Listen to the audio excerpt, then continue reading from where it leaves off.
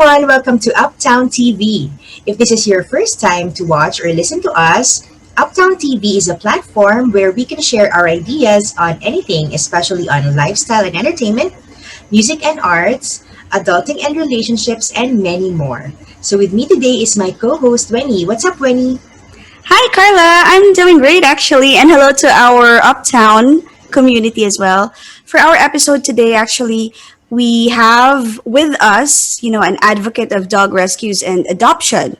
They've been in social media lately. They've been making rounds in the internet lately, especially during the onslaught of the typhoon, yung recent typhoon na nangyari sa atin, which is Typhoon Ulysses. And they've been very busy rescuing stranded dogs. And, talaga namang nakakamangha at kahanga-hanga yung dedication ng ginawa nila. So from Pawssion Project, we have with us Miss Malou Perez. Hi, Miss Malou. Welcome to Uptown TV.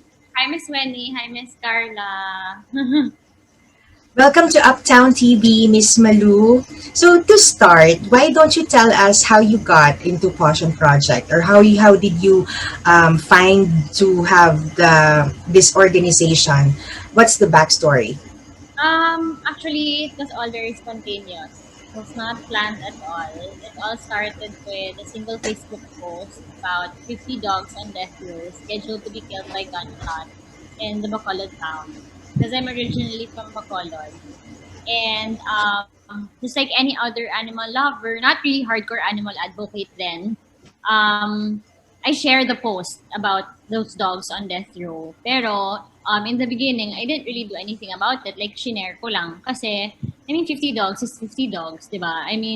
Even if I wanted to save them, where will I put them, di ba? So, I shared the post. And then after 2 days, I was at the farm where the first shelter is right now. I was there because it's owned by our family friend. We were supposed to put up an Airbnb business kasi it was an abandoned farm. Like when her dad died, napabayaan na. So, yun. Originally, we were supposed to do an Airbnb business. And then when I was there, kasi yun nga, ihahanda na sana, papalinis na, she called me and then asked me like, hey Malou, did you see the post about the 50 dogs on death row? Sabi niya, since we don't have any concrete plans yet, are you willing to save them? Like, we have more than enough space. Parang, she just wanted to offer the space. Sabi niya, pero ikaw na lahat. So yun, it really started from there. Like, I don't know, without thinking twice. I said yes, even if I didn't have any experience about, rescuing. I never had a rescue dog prior to, actually, we had one in the family. Pero wala siyang ka-effort. Talagang nag-show up lang yung stray dog outside our house and then we took him in.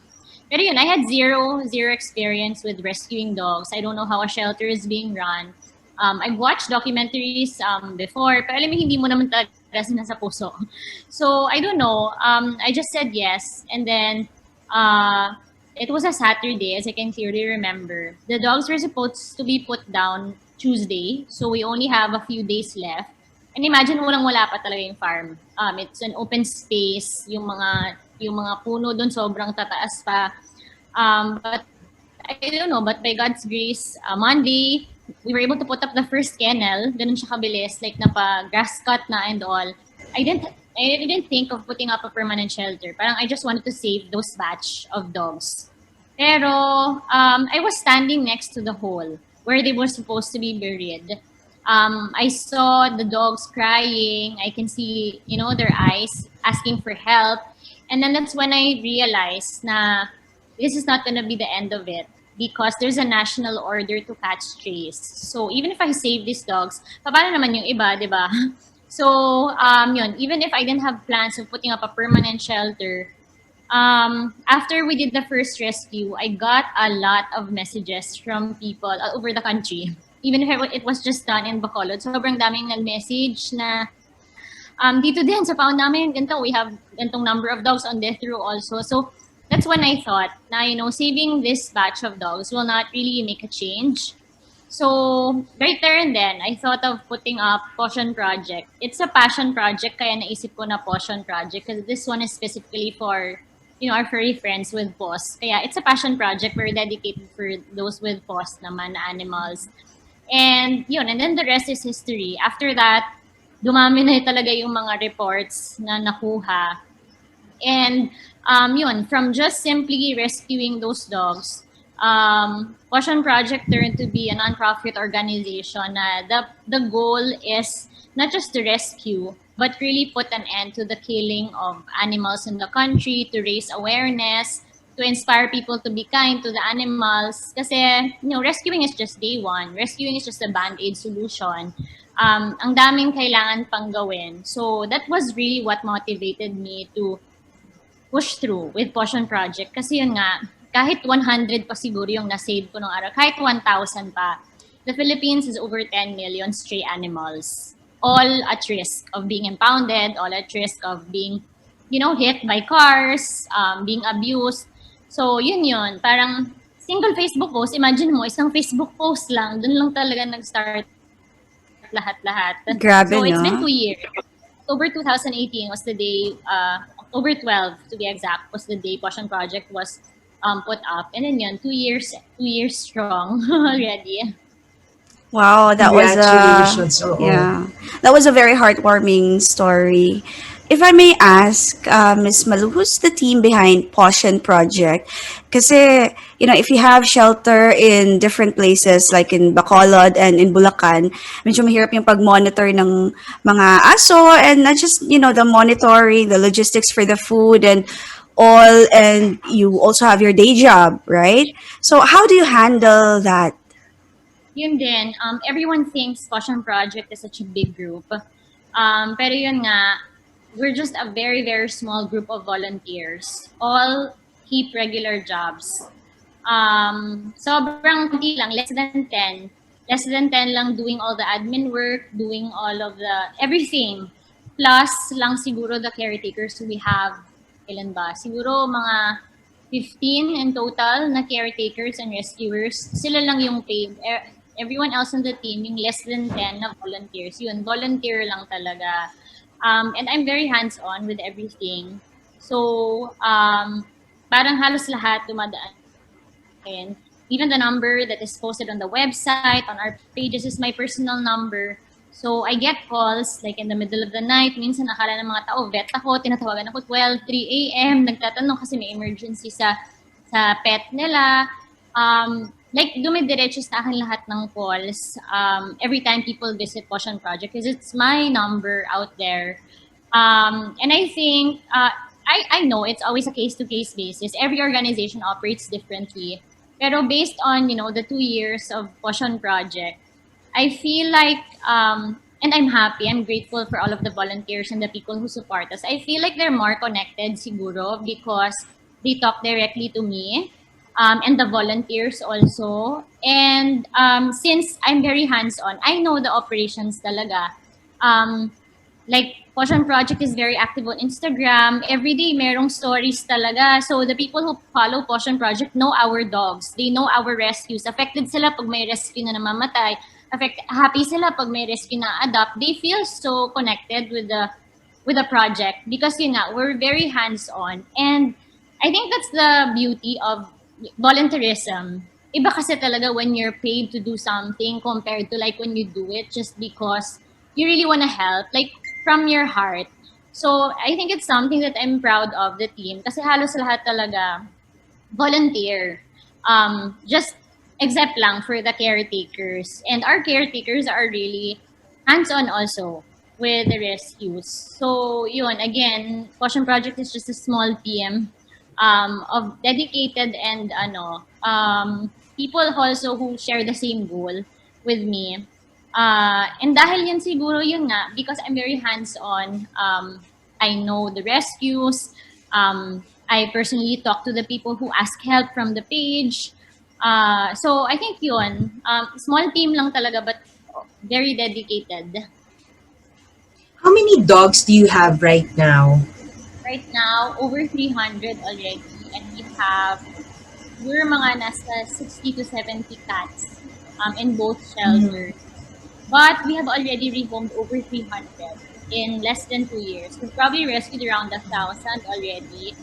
Syempre, hindi natin maiwasan, meron talaga iba na namamatay kasi yun nga, upon rescue, they're already 50-50.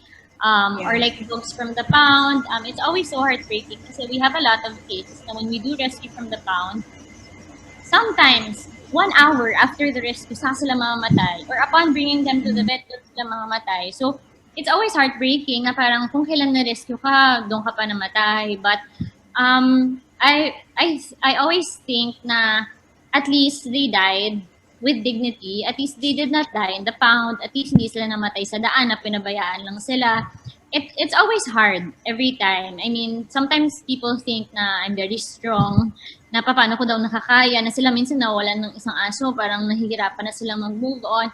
But I think it's because I'm very busy. Parang wala nang time to grieve.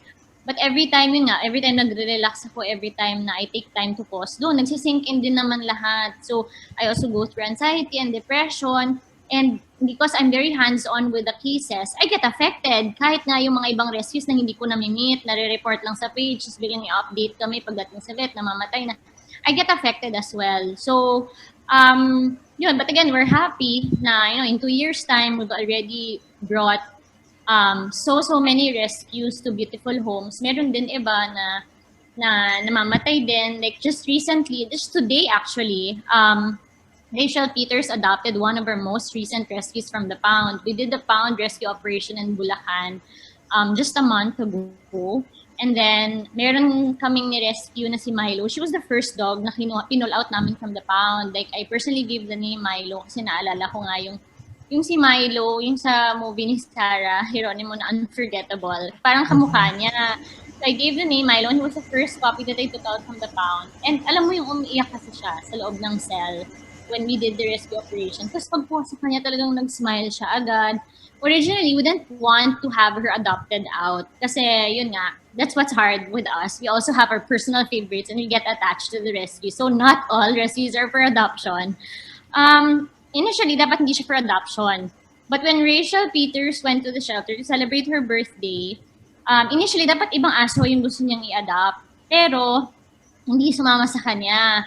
Yung first na visit niya, parang okay sila the dog. But when she went there, hindi sumama sa kanya. And that's why I always tell people na who are interested to adopt, go to the shelter. Hindi kasi pwede i-base on pictures lang. Because we believe there's always a human for every dog and a dog for every human. Like, may connection talaga. So, she thought of adopting Milo because Milo was just like a puppy version of the dog that she initially wanted to adopt. So, syempre, nung she mentioned that she wanted to adopt the dog, ako naman parang, ba't ko ipagkakait kay Milo yung best life, di ba? That's awaiting for her. So, she was able to adopt Milo. We posted about Milo like in a week time. She was able to ride her first private plane ride to Kamsur. She went with Rachel to relief operations in Kamsur kasi ito na nangyari yung bagyo. We were very happy about Milo living her best life. And then just few days ago, well actually parang 1 week na ata or 2 weeks na Milo was hospitalized kasi nagka-ehrlichia siya, which is very common with almost pound rescues and stray animals. Ehrlichia is a tick-related disease. So parang dengue siya with dogs. So yun, pag bumababa, like yung zero yung platelet, mamamatay sila. So Milo was confined in the hospital and then she was brought home and then she was brought into the hospital again. And then yesterday lang yun, Rachel made a post na Milo is in critical condition, 50-50 siya. They were looking for a blood donor. So, syempre, I was already getting scared. And my own dog, my own adopted dog also is actually is also critical din. So, parang ang daming nangyayari ngayon.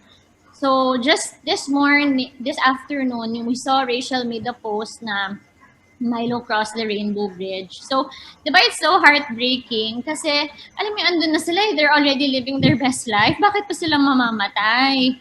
And we go through a lot of moments like that na bittersweet always. Alam mo, kaka-happy mo lang kasi na-adopt sila tapos biglang mamatay. So, maraming ganyang moments actually with rescuing. So, this whole thing is draining in many aspects, like physically, emotionally, mentally, financially, lahat-lahat sobrang draining, but nothing can be more fulfilling. Actually, I admire you kasi I get it when you say na when other people tell you that you're so strong because ako I also have pets and yung dog ko whenever she has puppies meron talaga mga mamamatay hindi natin maiwasan and it's I can feel talaga nakakasad talaga especially if na may connection na kayo you've spent time with the dog. So it's really very hard, especially pag namamatay na.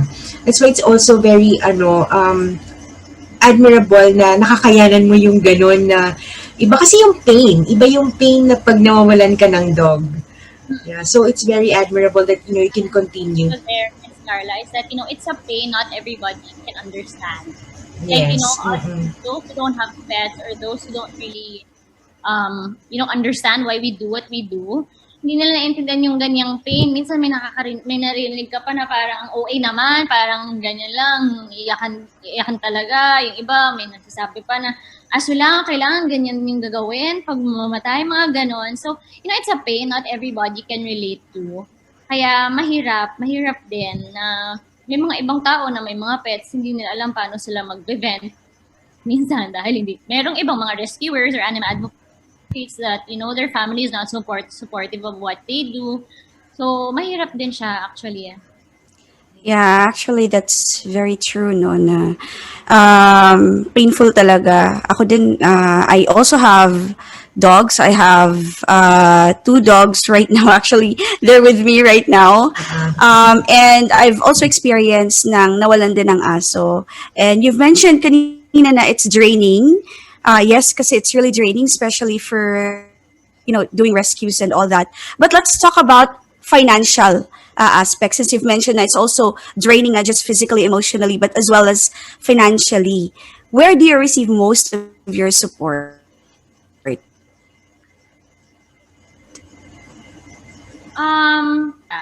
This is what I want everyone to understand. Na, of course, we have to admit when Pawssion Project started, we did a pound rescue operation. There was overwhelming support from people. Dahil nga yun, napag-raise ng awareness. Kasi iba din kasi talaga pag nakita mo yung situation, yung videos, live videos of dogs, being taken out from the pounds. It's such a beautiful feeling and you always really you always feel inspired to help. Parang yun, but this is the reality I want people to understand na, rescuing is just day one. Yun yung dun kami nahihirapan. After the rescue operation, nagda-die down din yung help because people feel like, ay, na-rescue na sila, so okay na. But no, day one is actually the easiest. It's easy to take them out and it's the happiest day. Also, sa amin na yun, na nakukuha mo na rescue mo. Pero lahat ng gastos dun pala nagsistart. Most of the rescues that we get, especially with pound rescue operations, napapakaw nila lahat ng sakit dahil nga, they're sad in pounds. They feel like they're gonna be killed. And when the animals are sad, when they're emotionally down, the immune system also goes down. So lahat, whatever sakit, whatever virus is there in the pound, nakukuha nila. Although hindi lang nagmamanifest right away kasi ibang virus, yung mga incubation period, medyo matagal din. And then after they are taken out of the pound and then nakapag-adjust sila sa environment, dun lalabas yung mga sakit. So, minsan may mga rescues kami lahat, as in total package. May Ehrlichia, may distemper, may parvo, yung blood nila down, lahat-lahat ng sakit. So, dun kami nahihirapan. Pero, yun nga, by God's grace, mahirap din i-explain actually, Miss Carla and Miss Wenny. Sobrang hirap i-explain how we're actually able to sustain the needs of the dogs up until now. I'm grateful for, friends and family who support us. I'm happy with, the celebrities and influencers who continue to share about Pawssion Project. Not all of them donate, but the fact that they help us raise awareness on the reality of animals is such a big thing already. Maraming mga ordinary people who reach out to us and offer to help. Maraming tao na nag-reach out to adopt an animal, and that's actually one of the biggest ways to help us because when they choose to adopt an animal from us, malaking cost actually nasi-save sa amin. And we're able to free up space at the shelter which allows us to rescue more. And we also have a sponsorship program. So people who cannot adopt a dog can choose to sponsor one. It's just for 1,000 pesos every month. It's parang nag-adapt na din sila. Especially those who want to help but they cannot take in more animals in their space, pwede sila mag-sponsor for 1,000 a month. That's just to help with the upkeep of the shelter. Sometimes yung ibang dogs nga, mas malaki pa yung ginagastos dyan dahil meron kami mga rescues na may mga TVT, yun yung may mga tumor. And yun, minsan 5-6 sessions of chemo and depende pa yung cost sa weight ng dog. So, yun. And I think I also want to take this opportunity to, appeal to everybody na I really hope that you understand why we cannot say yes to all of your rescue requests because, again, rescuing is just day one. Hindi kasi pwede na mag-rescue ka, tapos hindi mo naman masusustain yung pangangailangan niya, tapos hindi mo naman siya mapapagamot. You're actually, compromising the lives of your other rescues. You're depriving your other rescues the good life dahil hindi mo na mabibigay ng tama yung mga pangangailangan nila kasi sobrang dami na nila. And, don't get me wrong. There's no doubt we want to rescue all. We really want to rescue all, but it's impossible. Even if you're a billionaire, you cannot rescue them all because there's just too many of them. And it's more than just rescuing them. You have to make sure you're able to feed them. You have to make sure you're able to provide for their needs until the day they die, di ba? Until hindi sila ma-adapt. So it's sobrang hirap niya. Sobrang hirap niya. But again, pero yun, people also have to understand, majority of the shelters operate through donations of people. Most especially now, it's a pandemic. I mean, hirap na nga yung mga tao i-sustain yung mga sarili nilang mga pangangailangan. How do you expect people to continue to donate? As much as people want to donate now, everyone's also struggling.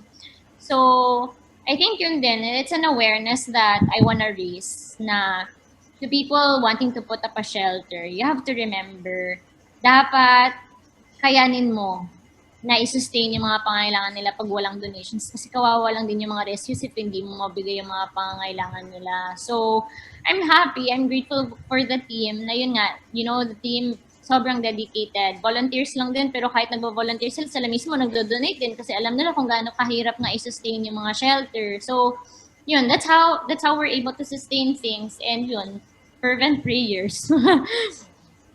It's really Miss good to Malu, know. yeah. Miss Malu, I have a question. What is the process when somebody wants to adopt from your shelter? Yun, the process is very simple. Pero I will always encourage everyone wanting to adopt a rescue from us, go visit the shelter first. Even if we have like a process, yun kasi I think that's parang yun yung pinagkaiba din siguro namin sa iba. Even if we have that, that process, magpupunta kasi yung adopter at the shelter, lalo na if I'm there na din also, pag nakakita ko naman na maayos naman sila na adopter, after na ma-interview sila, if okay naman sila, pwede nga nilang ma-bring home agad yung animal to see that there's a connection naman. Kasi parang, ba't mo papahirapan? Yung iba nahihirapan na din, malayo din kasi yung Bulacan. So, yun, it's easy. The original, adoption process really is that, people message us first, and then they can take a look at the list of, the photos of the dogs for adoption. And then if may napili sila, then we do an interview. And because we're now in the new normal, we can do Zoom interview. Pwedeng mag-meet and greet with the rescue first bago sila pumunta ng shelter. Pero yun, I always encourage people, go to the shelter and see the dogs for yourself first. Kasi, iba pag pumili ka based on appearance lang. Kasi pwede pag na-meet mo yung dog, wala pa kayong connection. So yun, I just encourage everyone, if you're interested to adopt, go to the shelter and then, go see for yourself the rescues for adoption. That's great. And that's good that you have this parang screening also for the adopter. Kumbaga mas kampante ka na yung mga rescues mo will be in good hands. Exactly, kasi grabe na din yung hirap namin para ma-rehabilitate. Grabe yung gastos. Like, meron kami mga rescues, hit and run. Minsan, isang rescue lang, vet bill nasa 60,000, 80,000. Tapos, pamigay mo lang sa iba. Alam mo, hindi ka sure, kaalagaan sila. So, yes, we do screening, but I think still not that stringent compared to the other shelters. Siguro meron kasi iba, parang may first, second, third screening, tapos may mga house visits. From my end naman, parang mafe-feel mo naman kasi pag nakausap mo yung tao, if committed naman siya. And then, our interview process already consists of questions like, is everyone in the family amenable with the decision? Kasi it's very important. Everyone should agree with the adoption. If first dog nila, halos lahat ng mga nag-adopt sa amin, konti lang. Yung mga nag-adapt na first pa lang nila na dog, yun, halos lahat may mga dogs na. And I'm happy actually. Like, we have a lot of very inspiring and successful adoption stories. May mga konting fail. Pero, siguro 98% of the adoption story sobrang successful. And I cannot be more grateful. Siguro dahil nakikita din nila yung efforts namin. So, sila na lang siguro mismo yung nahihiya if hindi naman sila ganun ka-committed tapos mag-adopt sila, di ba? Yeah, actually 98% is, a very big percentage. Mataas na success rate yan eh. And adopting kasi is a very big responsibility. Just like what you've mentioned earlier na you just want na after mapunta sa inyo, kailangan talaga nilang maalagaan. Parang nagdagdag ka lang ng anak. Parang yun talaga siya. It's exactly the same thing, only that you're taking in a voiceless creature, which is actually like double the responsibility when you think of it, because they can never speak for themselves. They cannot let you know if they're not feeling well. They cannot tell you na masama na pala yung pakiramdam niya, or if there's something wrong. Kaya it's also one of the reminders that we tell people na when you choose to adopt an animal, remember that you're entering a chapter of your life that's coupled with responsibility, physical responsibility, emotional responsibility, financial responsibility. We remind adopters that vaccination is very important. Kailangan na-renew siya every year. Kasi yun, it's always heartbreaking when you lose a dog because of parvo, distemper, na it's very preventable. Kung updated lang yung vaccinations, edi sana it's more than the cost. Alam natin sobrang mahal pag nagtitreat ka ng asong may distemper or parvo, but it's very fatal also. So again, more than the cost, it's the suffering actually that you inflict to the animal because you were irresponsible na hindi mo in-update yung vaccine niya. So we remind people that also, simple things like that. And i-segue ko na lang din because I mentioned about it. I hope all the breeders also think like that. Now, before you sell an animal, I hope you also properly screen the people who buy animals from you. Kasi let's admit it, other people buy animals for social status purposes or pang post lang.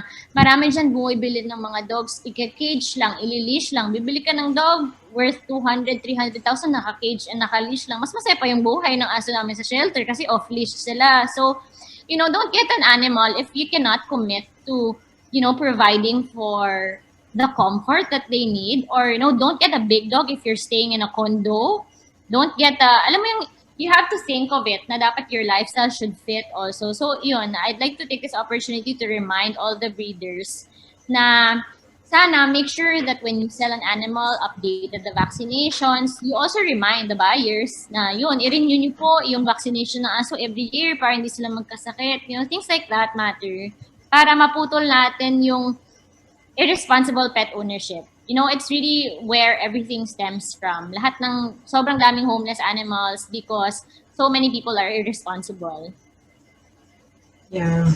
And speaking of which, about responsible pet ownership, another thing that I want to ask you about is your advocacy of pushing for a stronger animal welfare law. Can you tell us something about that? So yun, Pawssion Project is lucky to have a partner in Congress. That's what every advocacy needs. Actually, we need we need peace. In politics, we have to admit it. Nothing can be successful without the help of the government. That's why we want everyone to understand the only way to get things done is for everyone to unite, for the LGUs and the NGOs to work together. Kasi kahit gaano ka well-funded na NGO, kung may national order to catch trees, hindi matatapos yung pagre-rescue kasi paulit-ulit lang na may impound because there's a national order to catch trees. So Pawssion Project is just lucky that we have Congressman Ronnie Ong, who has been helping us the voice of animals in Congress. I met I met Kong Ronnie through, one of the advocates also of Pawssion Project. And we already passed the House resolution last year. Pero yun nga, sadly, sobrang bagal lang talaga. Sobrang bagal lang talaga in Congress. Last year pa kami nag-pass ng House resolution. Pero wala pa rin first hearing. And I think also because COVID happened. So, syempre, nag-shift yung mga priorities. Pero that's why we continue to make noise. Kasi, while COVID is happening, more animals are also suffering. Baka, kailangan din natin gumalaw, di ba? Hindi naman pwede na antayin natin yung COVID bago natin i-push pa yung mga needs ng mga animals. So, yun, we're lucky. We're lucky that we have Kong Ronnie Ong. So, the House resolution that we passed is geared towards inspiring the LGUs to do something. While we have the national order to catch trace, the LGUs kasi, they have the prerogative to come up with their own ordinances. Yung importante lang naman is the humans from getting the rabies virus. So, yun yung nire-remind namin sa lahat ng LGU. But why do you always opt for the shortcut? Bakit impound and kill lang? Now, we all know it's not gonna solve the problem because while there are strays out there who are not spayed and neutered, dadami lang sila. So why do you spend so much money on killing the dogs? And you have to maintain them in pounds. And then you have to euthanize them in the end. So parang, for me, it does not make sense. Because number one, let's admit it, it's not gonna solve the rabies problem. It's never gonna end the rabies problem. Impounding and killing them is not gonna end it. Why don't we just focus our efforts on, spaying and neutering the dogs? And while inaantay natin na umabot tayo sa time na nakapon na lahat ng animals, let's do aggressive rabies vaccination drives. Para, everyone's protected from the rabies virus. And educate people. Yun talagang pinaka-importante na gawin natin lahat. And every time people ask me how they can help, Pawssion, I always tell na, on top of volunteering and adopting from the shelter, help us advocate, help us educate. You start from your own community. Educate mo yung kapitbahay mo. Baka naman nagrally-rally ka dyan for animal welfare or you support Pawssion Project, pero yung pinsan mo, yung kapitbahay mo, animal abuser pala, or yung kaibigan mo, alam mo yung nananakit ng aso, or sila mismo yung kapitbahay mo, tumawag sa barangay para i-impound yung mga stray animals sa subdivision nyo. So sabi ko even simple things like that, of educating people na wag naman kayong tumawag ng pound if may mga stray animals there. How about we come up with programs na yung mga homeowners, magbahan kayo dyan para mag-spay and neuter program kayo sa community. Wag na natin antayin yung gobyerno kasi let's admit it's gonna take a while because many of them are not animal lovers naman in the first place. So, di ba, matagal nga gawa ng paraan yung mga problems ng tao. What we expect, di ba? Especially now na there's COVID. So, pwede naman natin simula in our own little ways by starting with our respective communities. And I actually just got back here in Manila because we're gonna sign a memorandum of agreement with Mayor Joy Belmonte.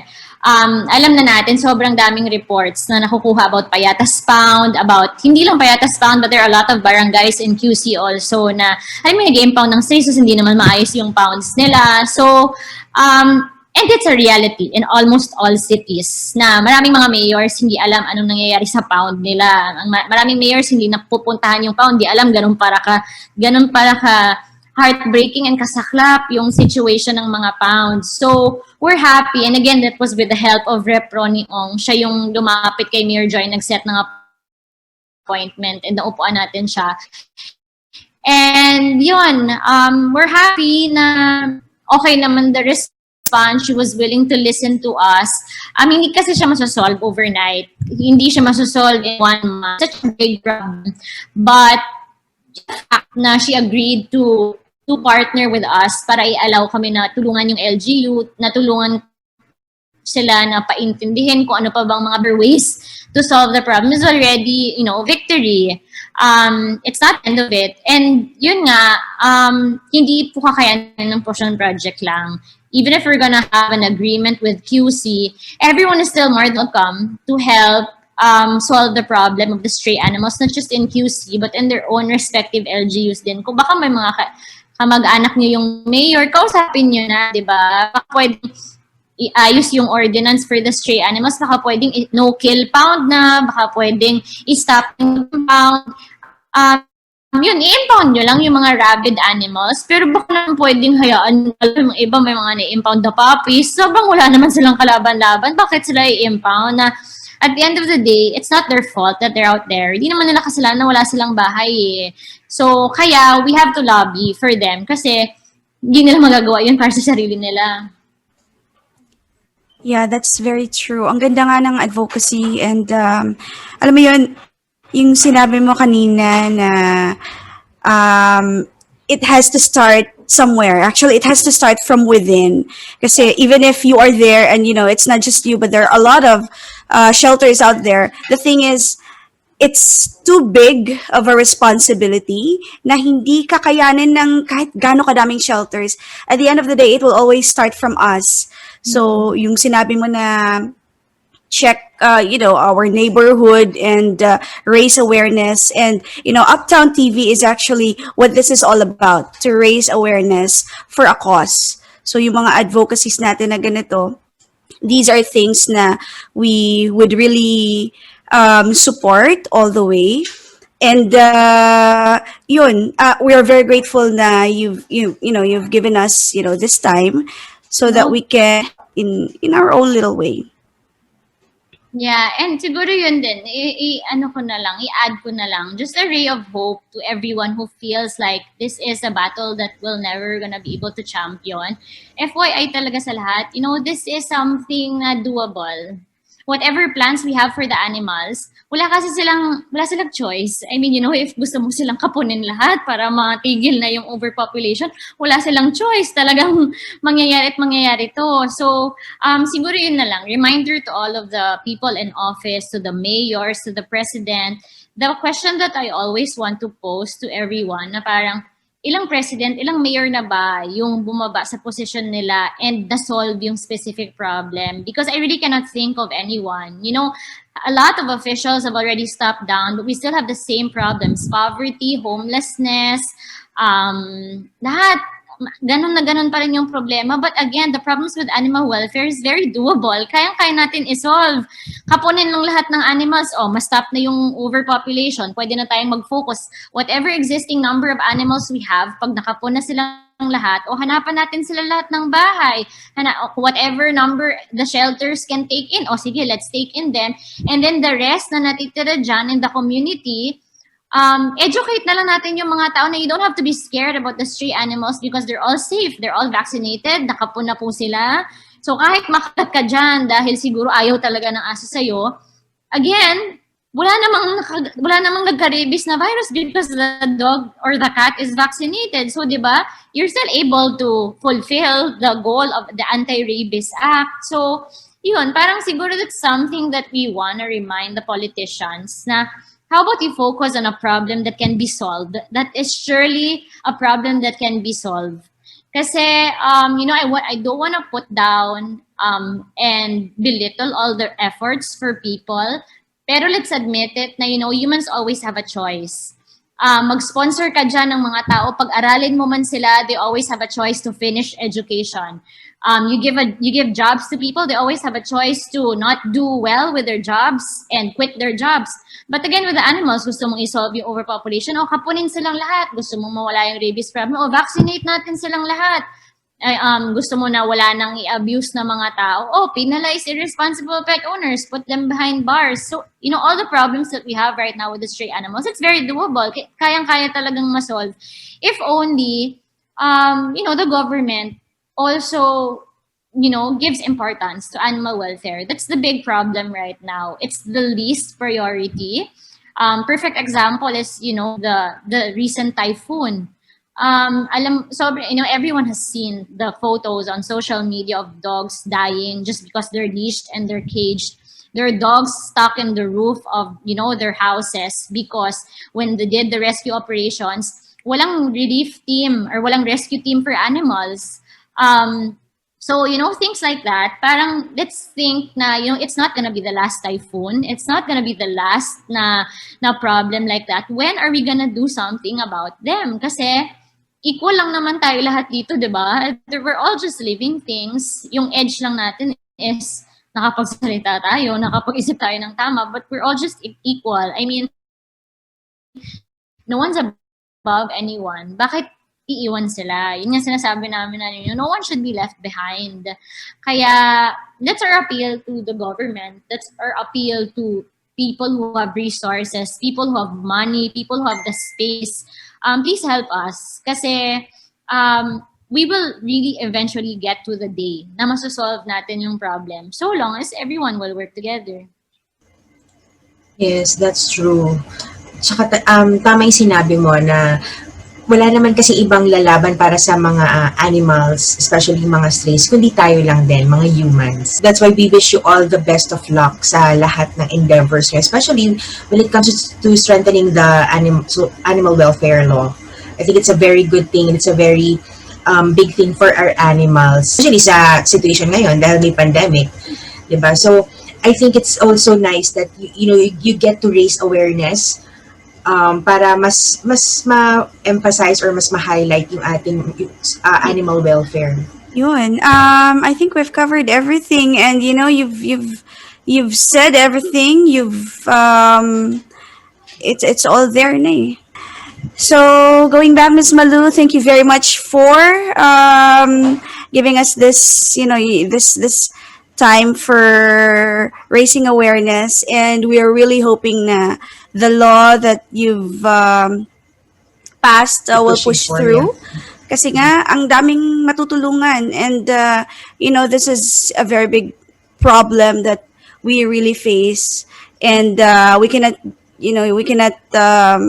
solve this ng isahan lang. It's really a process. So again, thank you very much, and good luck on your advocacy, and we're just here to support. Thank you. Thank you for helping us raise awareness. It means so much, not to us actually, but to the animals. Hindi man sila makapag-Facebook or maka-social media, but for sure, every effort to help them, every effort to feed them, adopt them, or give them a chance means so much to them. So thank you guys for, kasi hindi naman namin po cover lahat. So we're grateful for people like you who help us raise awareness. Please tell us where they can reach you if ever our followers would like to extend some help to Pawssion Project. Yeah, for people who want to help or just get involved, you can follow our social media platforms. So we have Facebook, Instagram, site is pawssionproject.ph. People are also welcome to volunteer in the 2 shelters in Bulacan, San Jose del Monte, and in Victorias in Negros Occidental. And ito din siguro an appeal to people who have spaces that they can offer to become a shelter. Please help us. The Philippines need more shelters so that we can take in more animals. Again, we know a lot of people are blessed even in the middle of the pandemic. So baka naman you have resources to share, please do so. We'd be happy to assist you. Kahit kayo yung mag-franchise siguro, Pawssion, we'd be happy. We'd be happy if we can have more shelters. And parang this is the tagline of Pawssion talaga, na adopt. If you cannot adopt, you can also foster. If you cannot foster, you can advocate. Everyone can do that. Everyone can share the post and talk to their friends and family. So always something we can do. So yun, remember, Pawssion Project started with a single 50 dogs on death row. There's no Pawssion Project right now. Kaya never underestimate the power, and even posting on social media. So yun, that's just what I want to remind everybody, na let's put our compassion into action. Hindi kasi pwede na naaawa lang tayo tapos wala tayong ginagawa. So, yun, if you guys want to help us, everyone is welcome to volunteer at the shelter. To people wanting to, welcome an animal, to be a part of their family, please consider adoption. It will change lives. Not just yours, but of course the animal's life as well. So, marami pong pwedeng itulong. Again, everyone's welcome to help us out. And thank you so much for sparing some of your time with us. And we wish you all the best of luck in your endeavors, Ms. Malou. Thank you, Carla, Miss Wendy. Thank you din for having me. And thank you po, and we wish you more power. Good luck. Thank you. Thank you for your time then. Yun. So there you have it, guys. We hope na you enjoyed another episode of Uptown TV. Should you have specific topics in mind that you want to talk about, please message us in our social media handles in Facebook, in Instagram, and of course in YouTube at Uptown TV Media. Follow us, like, and subscribe for more informative discussion. Stay tuned for our next episode here in Uptown TV. This is Carla. And this is Wendy saying adios, ciao, and goodbye.